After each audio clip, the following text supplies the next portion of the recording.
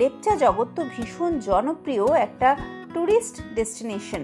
আপনারা নিশ্চয়ই বহুবার লেপচা জগৎ গেছেন বা যাবার ইচ্ছে আছে, বহুবার এর কথা শুনেছেন, কিন্তু এইভাবে লেপচা জগৎকে কি আগে দেখেছেন?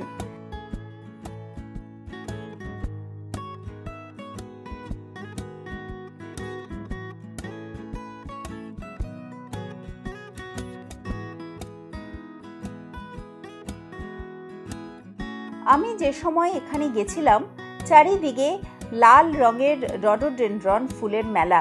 আগেই বলেছি, এখানে কিন্তু বেশ কিছু পাখি দেখতে পেয়েছি, তারা ফুলের থেকে মধু খাচ্ছিল।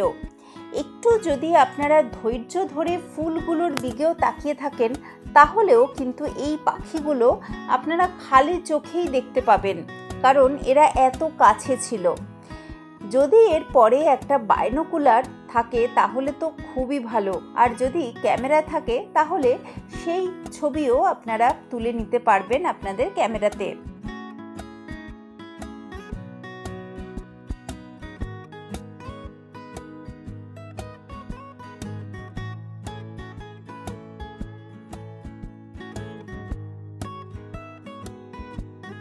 এখানে প্রচুর পক্ষীপ্রেমী মানুষ কিন্তু এসেছেন দেখলাম।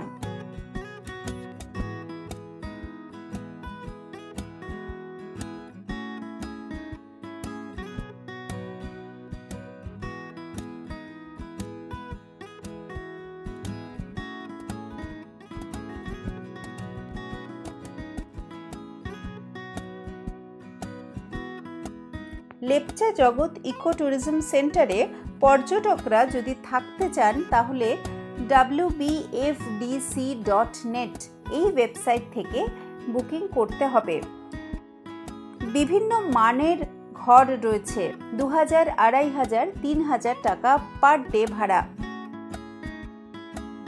আমি ঠিক করেছি পরের বার এলে কিন্তু আমি এখানেই থাকবো।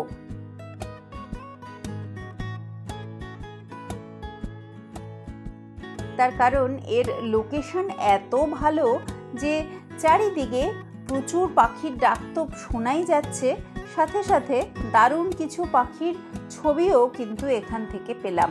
আমার মনে হয় এখানে থাকলে আর বাইরে বেরিয়ে বার্ড ওয়াচিং করতে যেতে হবে না। রিসর্টের ছাদ থেকে বা জানালা থেকেই বেশ ভালো প্রকৃতি দর্শন হয়ে যাবে, আর সাথে সাথে পাখি দর্শন তো হবেই।